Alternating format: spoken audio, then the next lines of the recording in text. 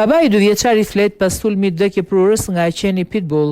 Djali më pa, më buzëqeshi dhe mbylli syt. Një ngjarje e rëndë tronditi zonën e Zakinthosit në Greqi, ku një djalë shqiptar 2 vjeçar vdiq pas një sulmi nga qeni i familjes i racës Pitbull.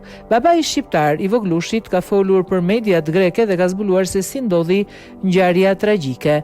Më thiri vajza ime vogël dhe unë vrapova menjëherë. Kjo është gjithçka që mbaj mend. Djali im iku, tha i tronditur babai i voglushit për televizionin Alfa.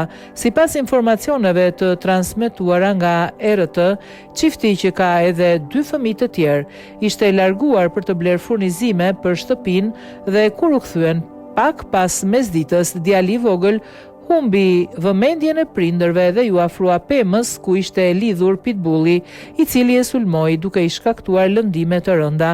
Qeni ishte i pastre, e kishin hedhur dhe e mora unë sepse fshati thoshte se do të hante kafshët. E mora për t'i dhënë një vend ku të qëndronte dhe ky më mori djalin tim. Djali më pa, më buzëqeshi dhe mbylli syt, shtoi babai të voglit. Prindrit e fëmijës e transportuan të voglin për në spitalin e përgjithshëm të Zakinthosit, ku mjekët bën gjithçka për ta kthyer në jetë. Prindrit e fëmijës e transportuan atë në spitalin e përgjithshëm të Zakinthos, ku mjekët bën gjithçka për ta rikthyer në jetë, por fatkeqësisht nuk ja dolën. Babai i fëmijës është me origjinë shqiptare, ndërsa nëna e tij është britanike dhe të dy kanë jetuar në ishullin e Zakinthos prej vitesh.